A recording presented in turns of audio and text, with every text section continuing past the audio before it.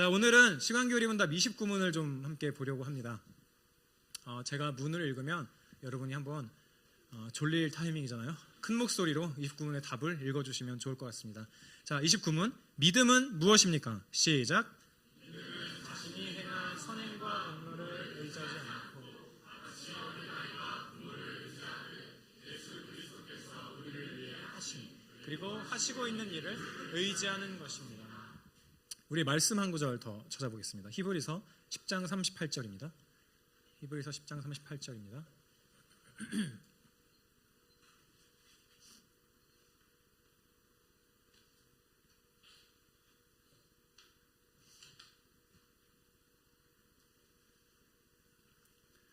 원래 노련한 설교자들은 이 타이밍에 이제 찾으시면 아멘 이렇게 하는데 저는 아직 그렇지 않아서 다 찾으셨나요, 여러분? 감사합니다. 이거는 같이 좀 읽어볼까요? 2절밖에 안 되니까 같이 읽겠습니다. 시작. 나의 의인은 믿음으로 말미암아 살리라. 또한 뒤로 물러가면 내 마음이 그를 기뻐하지 아니하리라 하셨느니라. 우리는 뒤로 물러가 멸망할 자가 아니요 오직 영혼을 구원함에 이르는 믿음을 가진 자니라. 아멘. 네. 우리 지난 시간에는 성령님에 대해서 좀 배웠어요. 성령님이 어떤 분이신지에 대해서 이야기를 좀 나눴고, 우리가 흔히 막 하나님 아버지 기도할 때도 자주 사용하는 하나님 아버지, 그리고 예수 그리스도에 대해서 이야기를 나눴어요. 예수 그리스도와 같이 성령 하나님 역시 하나님이시다. 같은 하나님이시다. 그리고 그분은 어떤 물건이나 힘이나 그런 어떤 에너지가 아니라 성령 하나님께서는 인격이시다라는 말씀을 드렸어요. 성부 하나님, 성자 예수 그리스도와 마찬가지로 영광받기에 합당하신, 또 우리의 높임받기에 합당하신 하나님이다라는 것들을 저번 시간에 좀 이야기를 했습니다. 그리고 성령님은 우리가 함부로 그 것이라고 부를 수 있는 존재가 아니라고 그런 것도 배웠어요. 그리고 성령님께서 행하시는 일에 대해서도 짧게 좀 이야기를 나눴습니다. 성령께서는 진리의 영이셔서 타락한 죄인들에게 진리가 소위 와닿게 하시는 그런 역할을 우리들에게 해주신다라고 했어요. 우리가 우리들의 죄 때문에, 우리들의 타락한 본성 때문에 하나님의 말씀을 받아들이지 못하고 그럴 때에 우리로 하여금 받아들이게 하시고 우리로 하여금 믿음을 또한 불러일으키시는 분이다라는 말도 저번에 좀 나누어 보기도 했습니다. 오늘은요, 그 성령 하나님께서 저와 여러분에게 행하시는 일들 중에 하나인 믿음에 대한 이야기를 좀 해보려고 해요. 믿음은 도대체 뭘까요? 우리는 어떻게 보면 그냥 신앙생활을 하면서 몇몇 가지의 주제들에 대해서 그냥 많이 들어왔으니까, 그러니까 느낌적인 느낌으로 알 때가 참 많이 있단 말이죠. 그중 하나가 저는 좀 믿음이라고 하는 이 단어인 것 같습니다. 이 주제인 것 같아요. 그럼 도대체 믿음은 뭘까요? 하나님의 말씀인 성경은요, 믿음에 대해서 많이 이야기를 하고 있어요. 그리고 믿음으로 막 승리한 사람의 이야기, 믿음이 없어서 혹은 믿음이 적어서 책망받는 사람에 대한 이야기, 혹은 다른 믿음을 가진 사람에 대한 그런 이야기도 나오기도 하죠. 무엇보다 성경은요, 하나님께서 주시는 이 복을 받는 것이, 그러니까 하나님께서 예수 그리스도를 통하여서 저와 여러분과 같은 죄인들에게 주어지는 그 복을 받는 방식이 그냥 주어지는 게 아니라 믿음을 통해서 주어지는 것이라는 말들을 분명히 하고 있다는 말이에요. 우리는 믿음으로 구원을 받습니다. 다른 어떤 게 아니라요. 믿음으로 우리는 거룩해지고 믿음으로 하루하루 그렇게 살아가는 것이죠. 그럼 우리는, 저와 여러분은 믿음에 대해서 어떻게 정의를 내릴 수 있을까요? 한번 잠깐 생각해 볼 시간을 좀 드릴까요? 믿음이 뭘까요? 한번 머릿속에 그려보세요. 땡. 자, 믿음이 뭘까요? 모든 사람이 무언가를 믿어요. 그렇죠? 무언가를 의지한단 말이에요. 무언가를 신뢰해요. 그러면 도대체 그리스도인은 뭘 믿느냐 이 말이죠. 시간교리문답 29문을 다시 한번 좀 볼까요? 29문의 답은요, 이렇게 이야기를 해요. 믿음은 자신이 행한 선행과 공로를 의지하지 않고 마치 어린아이가 부모를 의지하듯 예수 그리스도께서 우리를 위해 하신 그리고 하시고 있는 일을 의지하는 것이다 라고 이렇게 이야기를 해요. 시간교리문답은 이 믿음에 대해서 설명을 할 때요, 한 가지를 부정하고 한 종류의 예시를 들고 그리고 의지할 것 하나를 이야기를 하고 있죠. 우리의 선행과 공로를 의지하지 않고 어린아이가 부모를 의지하는 것처럼 예수 그리스도께서 과거와 현재에 지금 저와 여러분에게 행하시는 일들을 의지하는 거다라고 그렇게 설명을 하고 있어요. 그럼 여러분들이, 제가 시간을 너무 짧게 드리긴 했지만, 여러분이 생각했던 그 믿음에 대한 정의와 시간교리문답에서 말하는 이 정의가 좀 어떤 차이점들이 좀 있는지도 한번 생각해 보는 것도 되게 좋을 것 같아요. 되게 좋을 것 같습니다. 여러분들이 성경을 많이 읽으시는 것처럼 성경에는 믿음의 다양한 이제 용어들이, 그러니까 믿음이라고 하는 용어가 되게 다양하게 사용되기도 해요. 뭐 은사로 사용되기도 하죠. 고린도전서에서 뭐 이런 은사, 뭐 지혜의 말씀, 지식의 뭐 은사, 말씀의 은사, 병 고치는 은사 등등 이야기를 하는데 12장 9절에 보면 믿음을 은사로 주신다고 기록이 되어 있기도 해요. 근데 여기서 말하는 그냥 믿음은 은사로서의 믿음을 그냥 죄송합니다. 그런 믿음을 말하는 게 아니라 바울이 고린도전서 12장에서 말하는 이 믿음은 모든 그리스도인에게 이런 은사가 있는 게 아니라고 말하면서 어떤 사람에게는 이런 은사, 어떤 사람에게는 저런 은사가 있어. 그러니까 어떤 사람은 지혜의 말씀을 가르치는 은사가 있어 라고 말하면서 어떤 사람에게는 믿음의 은사가 있어 라고 말해요. 근데 여기서 약간 뭔가 이상한 점이 있죠. 다들 은사를 받은 사람이 다 그리스도인일 텐데 그럼 그들 모두가 믿음을 가지고 있을 건데 왜 특정 누군가에게 은사가 있다, 믿음의 은사가 있다라고 이야기를 한다란 말이죠. 근데 믿음이 없는 사람을 그리스도인이라고 할 수가 없을 거 아니에요. 근데 뭔가 그 얘기를 할 때에는 믿음의 은사가 있다라고 이렇게 이야기를 한단 말이죠. 특히 이 고린도전서 12장에서 말하는 이 믿음은요, 어떤 우리가 통상적으로 알고 있는 그런 종류의 믿음이라기보단 특별히 하나님을 더욱더 신뢰하는 사람들을 이야기하는 거예요. 자기의 믿음을 더 발휘해서 특별히 하나님을 더욱더 의지하는 그런 사람들을 이야기를 한다라는 거죠. 그러면 은사로서의 믿음 말고 구원하는 믿음, 구원받는 믿음은 어떤 의미가 있을까요? 그러니까 우리가 많이 알고 있는 혹은 우리가 대충 알고 있는 그 믿음 말이죠. 시간교리 문답에서 말하고 있는 것들은 이것들을 포괄하지만 저는 오늘 이 구원하는 믿음에 대한 이야기를 좀 나눠보려고 해요. 어떤 사람들은 믿음에 대해서 이야기를 할 때요, 모든 사람이 믿음이 있다, 어떤 것들에 대해서 믿음을 가지고 있다라고 이야기를 하기도 해요. 오늘 이제 2부 예배 때도 제 아이패드에 이제 아이패드가 예화로 사용돼서 그렇게 했는데 저도 이제 아이패드 얘기를 하자면 이 아이패드를 만든 사람이 뭔가 납땜을 제대로 하고 또 하드웨어가 만들어졌으니까 소프트웨어 개발을 잘 해서 지금 제가 설교를 하면서 제대로 잘 작동되는 것들을 작동할 것을 믿는 것도 믿음이고, 이 교회 근처에 있는 641번 버스가 경유를 태우면서 엔진에 동력을 줘서 교회까지 안전하게 여러분들을 모시고 오는 그것들을 믿는 것도 믿음이다, 막 이런 방식으로 이야기를 하기도 하죠. 근데 이것에 대해서요, 성경은 조금 다르게 이야기를 해요. 이것은 그냥 수학적인 확률이 상대적으로 높기 때문에 지난주에도 641번은 이 시간대에 왔으니 이번 주에도 이렇게 오겠지라는 그런 믿음이지, 뭔가 성경이 말하는 믿음과는 거리가 조금 있다라고 하는 거예요. 왜냐하면 성경이 말하는 믿음은요, 경험을 의지하는 믿음과는 조금 다른 믿음을 얘기를 하고 있기 때문이죠. 한 가지 예를 들자면 이 창세기 18장을 볼 수 있습니다. 창세기 18장을 보면 하나님께서 아브라함이라고 하는 사람에게 아들을 낳을 것이다 라는 말을 해요. 근데 이게 뭐 이상한 게 아니잖아요. 그냥 아들도 낳을 수도 있고 딸도 낳을 수도 있는 거잖아요. 근데 문제는 뭐냐면 아브라함과 아브라함의 와이프인 사라의 나이가 굉장히 많이 먹었다는 거예요. 굉장히 나이가 많이 드신 분들이라는 거예요. 다 할아버지 할머니들이었다는 거죠. 그런데 아브라함은 그 말씀을 믿었어요. 도무지 주어질 것 같지 않은 그런 상황 가운데서 믿었다라는 거죠. 그리고 21장에 아들을 정말 낳습니다. 그러니까 이때 아브라함이 가지고 있었던 이 믿음은요, 그동안의 아이패드가 잘 작동을 했으니까 앞으로도 잘 작동하겠지라는 종류의 믿음이 아니에요. 과거의 경험에 의지한 믿음이 아니라 전혀 다른 아예 미지의 영역에서의, 자기도 한 번도 경험해보지 않은 그 영역에서의, 그렇지만 하나님께서 말씀하시는 것들을 있는 그대로 믿는 그런 믿음이다라는 거죠. 아이를 낳는 것, 아브라함이 막 99살 먹은 할아버지고 이런데도 아이를 낳을 수 있는 것, 낳는 것이 불가능한 상황 가운데에서 상식적으로 이해할 수 없는 그런 상황인데, 그런 상황임에도 불구하고 바랄 수 없는 가운데에서 약속을 믿고 의지할 수 없는 가운데서, 없는 상황 가운데서 하나님을 의지하는 것, 이게 바로 믿음이다라는 거죠. 이걸 통해서 우리가 알 수 있는 것은 믿음이라고 하는 건 역시도 우리가 의지적으로 내서 막 억지로 잡을 수 있는 종류의 것이 아니라 하나님께서 우리에게 선물로 주시는 거라는 거예요. 바랄 수 없는 상황 가운데서 믿음을 갖게 되는 건요, 저와 여러분과 같이 타락한 인간에게, 우리에게 자연스러운 일이 절대로 아니다라는 거예요. 오히려 바랄 수 없는 상황 가운데서 우리가 할 수 있는 건 뭐죠? 오늘 이불 때 많이 나왔던 이야기처럼 자기 연민에 빠지는 거죠. 나는 왜 이런 상황이지? 왜 하나님께서는 나한테 이렇게 빡센 상황을 주시는 거지? 라고 하는 그런 거죠. 하나님을 원망하기만 하는 것이 오히려 저와 여러분들에게는 더 익숙할 거예요. 믿음을 막 활용하는 것보다요. 그러면 믿음은 도대체 어떻게 해서 생기는 걸까요? 무엇이 믿음을 불러일으킬 수 있을까요? 우리의 믿음은 우리의 과거의 경험에 의해서 생기는 게 아니라 하나님의 말씀에 의해서 생깁니다. 하나님의 말씀을 묵상할 때, 들을 때, 하나님의 말씀을 선포하는 예배의 자리 가운데에서 우리는 믿음이 생기고 또는 강화되기도 하죠. 로마서 10장 10절부터 17절을 좀 같이 읽어보면 좋겠습니다. 로마서 10장입니다. 로마서 10장 10절부터 17절까지 말씀인데요.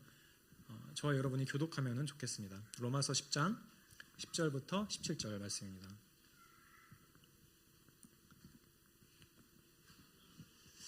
찾는 동안 갑자기 궁금한 건데 제가 설교할 때 말이 좀 빠른가요? 너무 좋아. 기프티콘? 오케이. 자, 로마서 10장 10절부터 17절까지인데요. 제가 10절 읽으면 여러분이 11절을 읽어주시면 되겠습니다. 사람이 마음으로 믿어 의에 이르고 입으로 시인하여 구원에 이르느니라.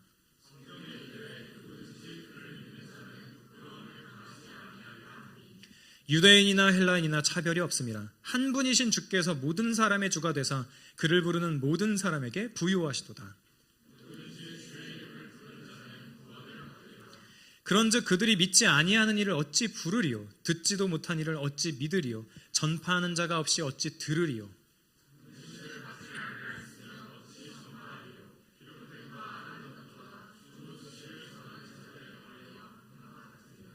그러나 그들이 다 복음을 순종하지 아니하였도다. 이사야가 이르되 주여 우리가 전한 것을 누가 믿었나이까 하였으니 그러므로 믿음은 들음에서 나며 들음은 그리스도의 말씀으로 말미암았느니라.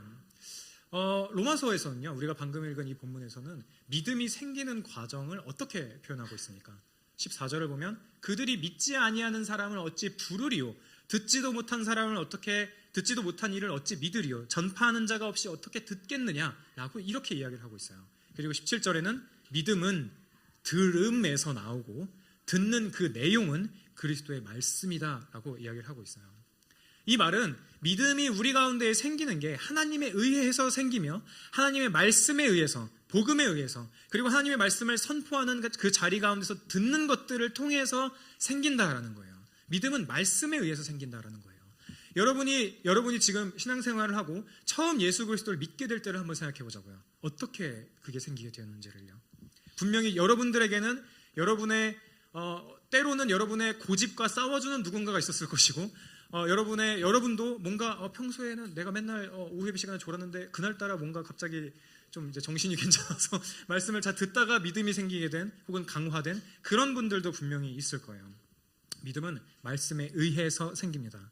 우리가 알지 못하는 대상을 믿을 수는 없어요. 무언가를 믿는 것에는 반드시 그 믿는 대상에 대한 지식이 뒤따르게 된다라는 거예요. 아무것도 알지 못하고 믿는 것처럼 행하는 것을요, 성경은 계속해서 경계하고 있어요. 아무것도 모르는 상태 가운데에서 그냥 믿는다 혹은 믿는다라고 아무런 믿음의 대상 없이 나 믿어라고 하는 것에 대해서 성경은 계속 경계하고 있다라는 거예요. 저는 믿음이라고 하는 게 단순히 그냥 과거의 경험에 의존해서 이번에도 그렇게 될 거야 라고 생각하는 게 아니다라는 말씀을 드렸어요. 오히려 믿음은 바랄 수 없는 것 가운데에서 이루어지기를 바라고 소망할 수 없는 것 같은 그런 상황에서 소망하게 한다라는 말씀을 드렸죠.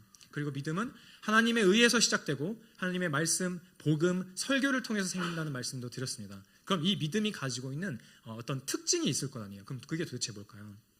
믿음은요, 단순히 지적인 동의를 말하는 게 아니에요.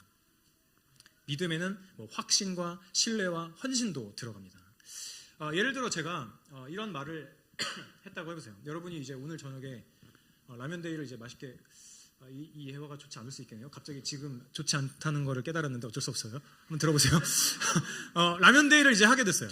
그래서 막 이렇게 브루스타도 가지고 와가지고 막 라면을 하고 있는데, 근데 제가 여러분한테 그러는 거예요. 이렇게 전화를 해서 얘기하는 거예요. 야, 지금 여기 예배당에 불났어. 여러분이 여기 있는데 제가 전화를 해서 있는 걸 알면서도 그냥 전화를 해서 얘기하는 거예요. 야, 여기 불났으니까 빨리 나가야 돼. 너네들 지금 빨리 도망가. 지금 뭐 챙길 때가 아니야. 라면 먹을 때가 아니야. 빨리 도망가야 된다고 라고 이렇게 얘기를 했다고 해보세요. 그리고 여러분들이 불이 난 걸 정말 목격을 한 거죠. 그래서 근데 이제 저한테 그렇게 통화를 얘기를 하는 거예요. 제가 막 야, 빨리 도망가야 된다고 하고 있는데 여러분들이 알아요. 네, 불 났어요 라고 저한테 대답을 한다고 생각해 보세요. 그럼 뭔가 이상하겠죠. 근데 이 사실, 제가 여기에 불 났어 라고 말하는 것에 여러분들은 그냥 동의할 수 있죠. 예, 저도 봤어요. 불 났어요 라는 것만은 알 수 있어요. 근데 이것에 동의하는 것만으로는 여러분을 덮쳐오는 불길을 피할 수는 없을 거라고요. 막 부스터 터지고 막 난리 나는 그런 상황을 피할 수는 없을 거란 말이에요. 그럼 어떻게 해야 살아남을 수 있죠? 맞아, 불이 났어요, 저도 보고 있어요, 이렇게 할 게 아니라 당장에 도망을 가야죠. 그것에는 여러분이 제가 덮쳐오는 불 때문에 너희들이 위험해 라고 하는 것을 여러분들이 신뢰해야 될 거예요. 제 말을 신뢰하는 것들이 필요한 거예요. 그리고 그 이후에도 동의를 한 이후에도, 그리고 제가 한 말을 신뢰한 것 이후에도 몸을 움직여서 불길을 피해야만 할 겁니다. 거기서 멈춘다면 그냥 동의하고 그래요, 알고 있어요, 보여요, 저한테 오고 있어요 라는 것으로는 불을 피할 수 없고 몸을 움직여서 도망가야 될 거예요. 뭐죠? 순종해야 된다고요. 제가 한 말에 순종해야 된다는 거예요. 불이 났음을 확인하고 알 뿐만 아니라 이곳에서 뛰쳐나와야만 여러분들은 제가 한 말이 진짜 믿음직한 말이었구나라는 것들을 확신할 수 있게 된다라는 거죠. 구원을 얻는 믿음이라고 하는 건요, 단순한 지적인 동의만을 말하는 게 아니에요. 예수 그리스도께서 죄인을 위해서 이 땅에 오셔서 우리의 죄를 대신 지고 십자가에 지고 죽으시고 부활하셨다라는 사실에 저와 통하듯이 나도 알아 응 나도 알아 이렇게만 이야기를 해서는 안 된다는 거예요. 우리가 진짜 예수 그리스도를 믿는다면, 구원을 얻는 믿음을 얻는다면 말이죠, 이 사실에 저도 알아요 뿐만 아니라 그 사실에, 그 진리에 우리들의 몸과 영혼을 맡기게 된다고요. 그 사실을 정말 신뢰하게 된다는 거예요. 그 사실을, 복음을 진짜 내 삶의 가장 큰 기둥으로 여기게 되고 복음이 말하는 대로 움직이려고 하는 그런 마음도 갖게 된다는 거예요. 특히 우리는요, 하나님을 신뢰하는 게 아니라 지적으로만 받아들이고 있는 것은 아닌지도 한번 점검을 해봐야 된다는 거예요. 이거는 저같이 목회자의 자녀로 태어나서 모태신앙으로 지금까지 살다가 사역자를 하고 있는 저에게 더더욱더 잘 적용을 해야 될 부분인 것 같아요. 하나님을 신뢰하는 게 아니라 지적으로만 받아들이고 있는 것은 아닌지 우리 스스로를 생각해 봐야 된다는 거죠. 어떤 부분에서 저한테 좀 취약할까요? 저는 어릴 때부터 교회를 다녔고 부모님의 종교적인 분위기 가운데에서 태어났어요. 막 이렇게 강제로 가정 예배도 드리고 가정 예배도 드리고, 당연히 막 그냥 이제 갑자기 이제 이렇게 식사할 때도 식사 기도를 갑자기 강혜라 오늘 식사 기도 해 하면 이제 딱 그냥 식사 기도 했어야만 했고, 그러니까 그런 상황에 있었던 거죠. 가정도 종교적인 분위기예요. 당연히 어릴 때부터 주일 학교를 다녔어요. 교회의 모든 것들을 있는 문화 그대로 그냥 받아들이고, 기독교의 모든 것들을 그냥 그런 방식으로 우리가 받아들이고 있는지도 몰라요. 그냥 어쩌면 이렇게 생각할 수도 있죠. 기독교가 생각해봤는데 그래도 꽤나 논리가 있는 종교인 것 같아 라는 정도로만 생각하고 있을지도 모르죠. 그냥 인생이라고 하는 것을, 인간의 삶을 잘 설명할 수 있는 어떤 설명 체계 정도가 그게 이제 기독교인 것 같아 라고 생각할 수도 있어요. 거기서 근데요, 그치지 않고 하나님을 신뢰하지 않고 그 말에 헌신하지 않을 수도 있죠. 기독교는 좋은 종교 체계인 것 같아. 인간의 고통과 태어남과 죽음에 대해서, 앞으로 다가올 날에 대해서, 인간 관계와 우리가 함께 해야 되는 이유에 대해서도, 서로 돕고 살아야 되는 이유에 대해서도 너무 탁월하게 잘 설명을 해주는 종교인 것 같아 라는 생각을 우리가 하면서도 우리는 정말 하나님을 신뢰하지 않을 수 있다는 거죠. 하나님께서 말씀하시는 것에 헌신하지 않을 수도 있다는 거예요. 이것저것 많은 말들을 어릴 때부터 설교를 통해서 혹은 동네 교회의 언니 오빠들을 통하여서 많이 들어봤지만, 어쩌면 우리는요, 우리 삶에 단 한 번도 복음의 마음이 끌리거나 감동을 받은 적조차도 없을 수도 있어요. 좋은 타이밍이에요. 그런데 강조한 거죠. 그런데 그런 사람을 그리스도인이라고 말하기는 참 어려울 거예요. 하나님을 단 한 번도 신뢰해 본 적이 없는데, 감정적으로 복음의 기쁨을 겪은 적이 단 한 번도 없는데, 이 말은 참 어떤 말이냐면, 예수 그리스도를 지적으로 받아들일 수는 있지만 그분을 신뢰하지는 않을 수도 있다는 거죠. 내 삶이 그분의 것이다라는 것을, 그런 생각은 아예 안 해볼 수도 있다는 거예요. 내 영혼이 예수 그리스도의 것이다, 소유다라는 것들에는 동의하지 않을 수도 있다는 거예요. 저와 여러분의 믿음은요, 어떤 상황에 지금 처해 있습니까? 우리의 믿음은 도대체 어디로 가고 있는 겁니까? 믿음이라고 하는 건요, 주머니 속에 그냥 넣어놨다가 내가 필요할 때만 꺼내 쓰는 게 아니에요. 위기의 순간에만 꺼내는 그런 종류의 도구가 아니라고요. 오히려 믿음은요, 우리가 정말 성경이 말하고 있는 믿음을 가지고 있다면, 하나님께서 예수 그리스도를 통해서 너희들에게 주겠다, 성령을 통해서 너희들에게 주겠다라고 말하는 그 믿음을 우리가 가지고 있다면요, 그 믿음은 우리의 전부를 사로잡을 거예요. 우리가 정말 그 복음에 젖어 있다면요, 우리가 예수 그리스도께서 우리가 행하신 일들에 성령을 통해서 정말 젖어 있는 상태라고 한다면요, 우리는 믿음을, 복음이라고 하는 것을 주머니 속에 놓고 다닐 생각을 할 수가 없을 거예요. 여기에 들어간다는 생각조차 할 수 없을 거예요. 우리의 지성뿐만 아니라 마음까지 모두 다 사로잡아 버리게 될 거라고요. 로마서에서요, 바울은 이런 이야기를 합니다. 너희가 본래 죄의 종이더니 너희에게 전하여 준 바 교훈의 본을 마음으로 순종하여. 바울은요, 자신이 전한 복음에 성도들이 마음으로 순종하고 있다라고 이야기를 해요. 바울이 성도들에게 먼저 한 거는 뭐죠? 복음을 가르치는 거였죠. 내가 너희들에게 전하여 준 바 교훈의 본을이라고 얘기를 하는 거 봐서는 뭔가를 많이 가르쳤다라는 것들을 알 수 있어요. 바울은 죄의 종이었던 사람들이 복음을 듣고 이해할 수 있도록 많은 가르침을 줬어요. 그리고 그 가르침의 목적은 그들로 하여금 진짜 마음으로 순종하는 데까지 이르도록 만드는 거였죠. 바울은 성도들이 그냥 입으로만 믿습니다 라고만 말하는 것을 듣고 싶었던 게 아니에요. 신앙을 입으로 고백하는 것은 정말 중요하고 우리들에게 필요하지만요, 바울은 그것보다 더더욱더 성도들의 마음이 바뀌기를 바랬어요. 무엇을 통해서요? 가르침을 통해서요. 내가 너희들에게 준 그 교훈들을 통해서 너희들의 마음이 정말 바뀌어지기를 원한다 라는 그런 마음을 가지고 있었다라는 거예요. 믿음이라고 하는 건요, 지성뿐만 아니라 우리들의 감정에도 영향을 미칩니다. 베드로는요, 이런 이야기를 합니다. 그러므로 믿는 너희에게는 보배이나. 베드로는 그러므로라고 이야기를 하고 있어요. 복음에 대한 얘기를 하고 막 다 한 다음에, 그러므로 믿는 너희들에게, 믿음이 있는 너희들에게 이 소식은 보배야라고 이야기를 해요. 믿는 사람들, 믿음이 있는 자들에게는요, 이 믿음의 대상이 보배처럼 보인다는 거예요. 너무 소중히 여겨진다는 거예요. 믿음은요, 믿음의 대상을 사랑하는 대로 이끕니다. 그의 감정을요. 우리가 예수 그리스도를 바르게 알고 있다면 이 말은 그분을 사랑하게 된다는 거예요. 베드로는 우리에게 이렇게 얘기를 하는 거예요. 야, 너희들이 진짜 예수 그리스도를 믿고 있니? 예수 그리스도 정말 믿고 있어? 정말 믿고 있다면 너는 예수 그리스도를 보배로운 존재로 여길 뿐만 아니라 사랑하게 될 거야 라고 이야기를 하고 있는 거예요. 이건 역시도 우리의 현 상태를 베드로의 이 말을 통해서 우리가 좀 되돌아볼 수가 있는 것이죠. 우리는 예수 그리스도를 어떻게 생각하고 있는지를 생각해 볼 수 있어요. 여러분, 예수 그리스도에 대해서 많이 알고 있습니까? 정말 너무 좋은 일입니다. 그럼 여러분들은 예수 그리스도를 보배롭게 여기고 있습니까? 저는, 그리고 또 여러분은요, 우리 모두는요, 예수 그리스도를 정말 사랑하고 있냐라는 거예요. 아세요와 사랑하고 있어요? 라는 질문은 분명히 다른 질문일 거예요.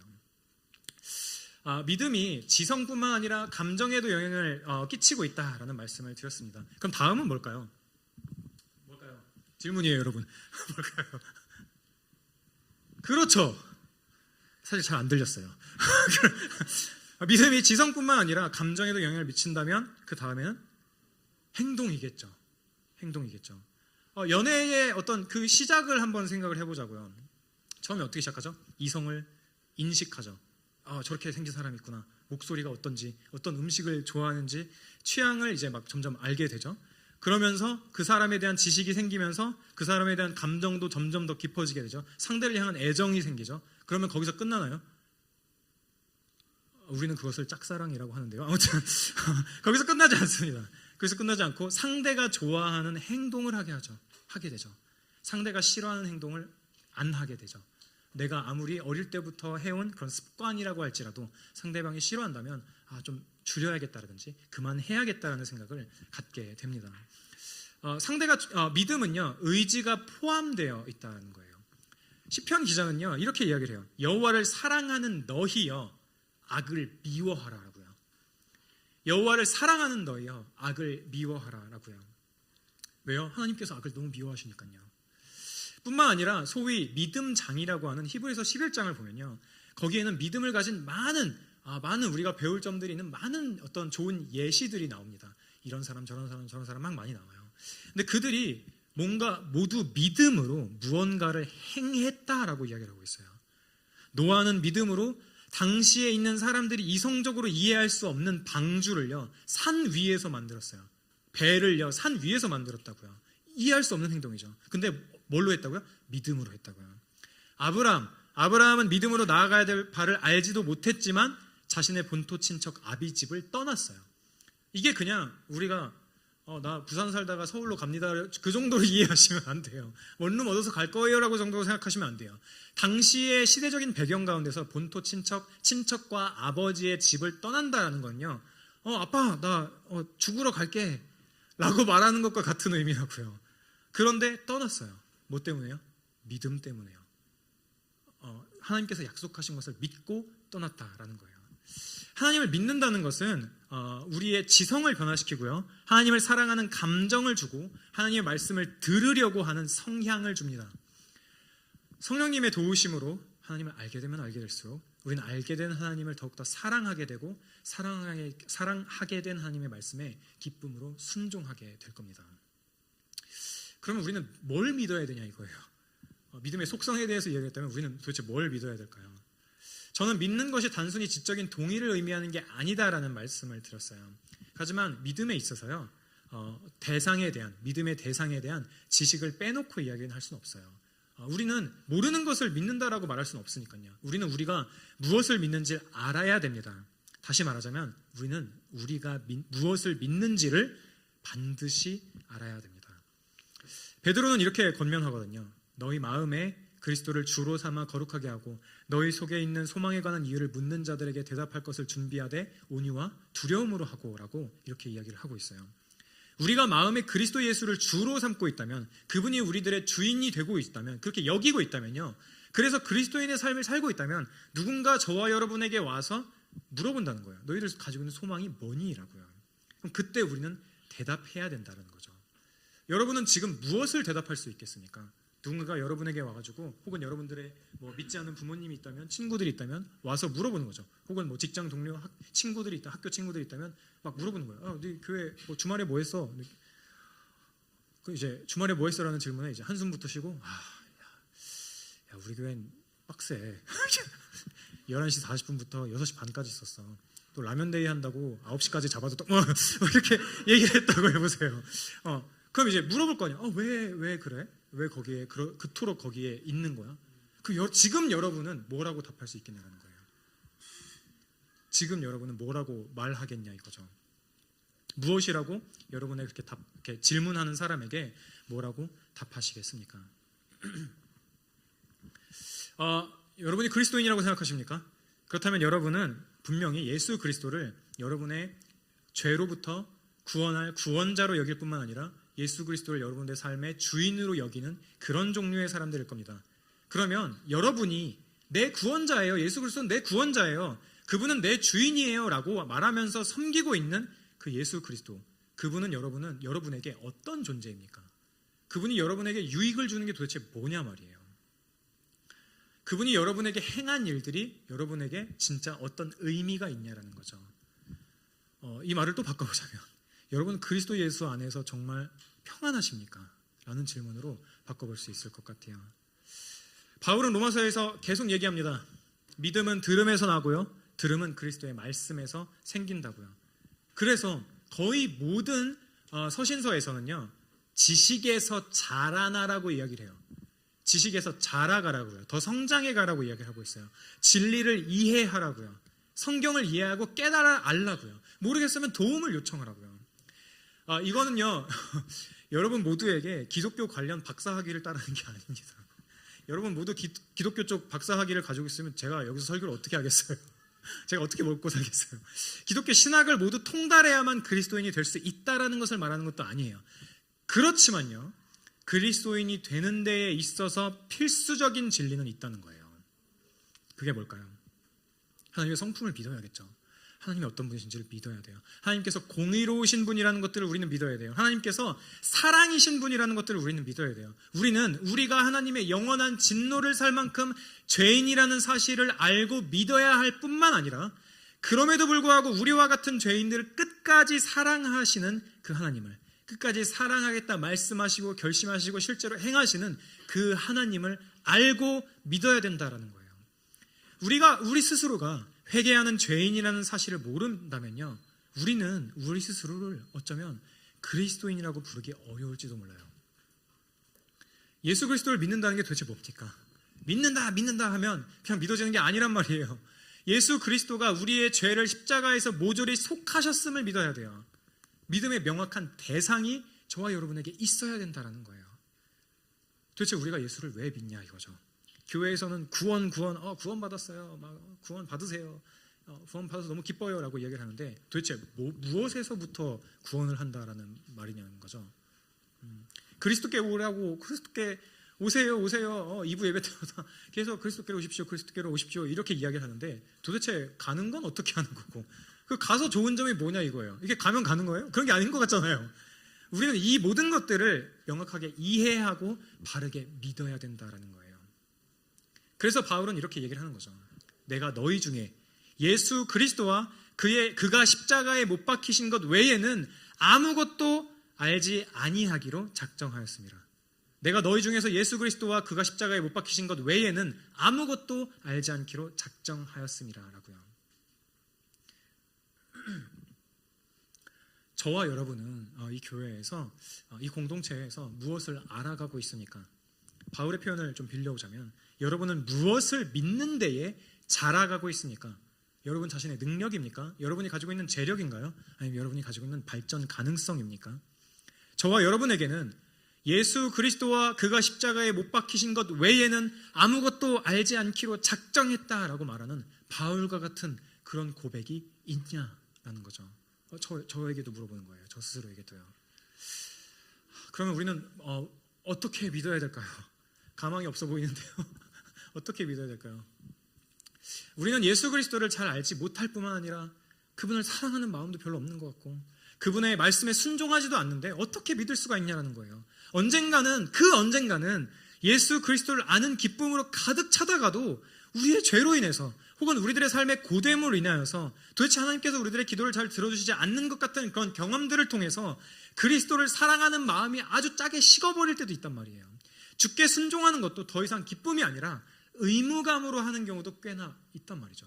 그 시기가 꽤나 길어지기도 한단 말이에요. 이런 상황에서 우리는 어떻게 우리들의 믿음을 회복하고 강화할 수 있겠냐라는 겁니다. 우리는요, 우리의 믿음의 대상이시면서도 우리의 믿을 대상이 되시면서도 우리의 믿음 없음을 아시는 분, 우리의 연약함에 공감하시는 예수 그리스도를 바라봄으로 다시 시작할 수 있습니다. 예수 그리스도께서 완전한 인간의 몸으로 이 땅에 오셨습니다. 여러분 이 사실을 동의하시나요? 동의는 할 수 있죠? 네.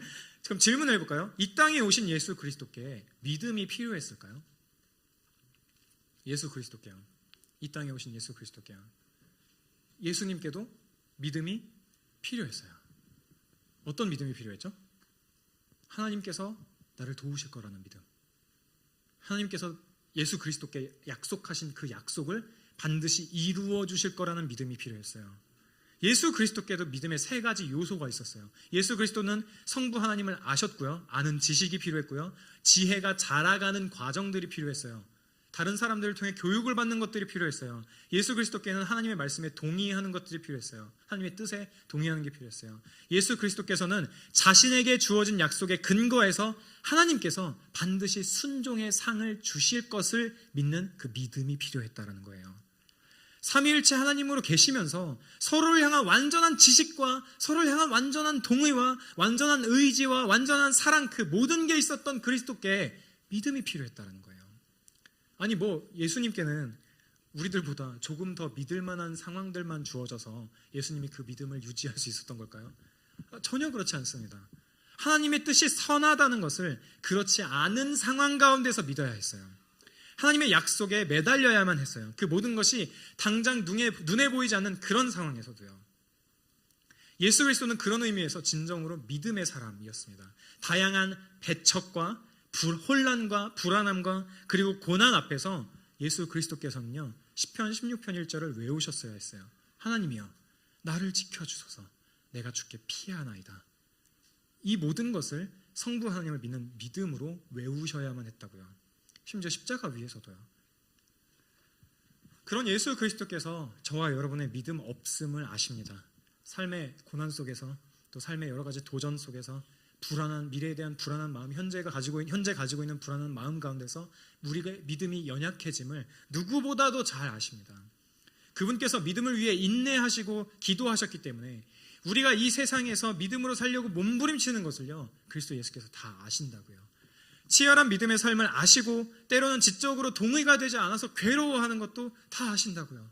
보이지 않아도 믿음으로 살려고 애쓰는 저와 여러분의 삶을 예수 그리스도께서 다 아신다라는 겁니다. 저와 여러분은 우리의 믿음 없음조차 다 아시고 그분을 신뢰하는 마음이 적어서 괴로워하는 우리의 마음을 아시는 예수 그리스도를 바르게 알고 있습니까? 그분을 신뢰하고 있습니까? 그분의 말씀에 기쁨으로 순종하고 있습니까? 그 모든 것들이 어렵다면 그 모든 것들을 이 땅에서 믿음을 가지고 이겨내시고 순종하신 예수 그리스도를 함께 의지하며 나아가면 좋겠습니다. 우리 함께 기도할까요?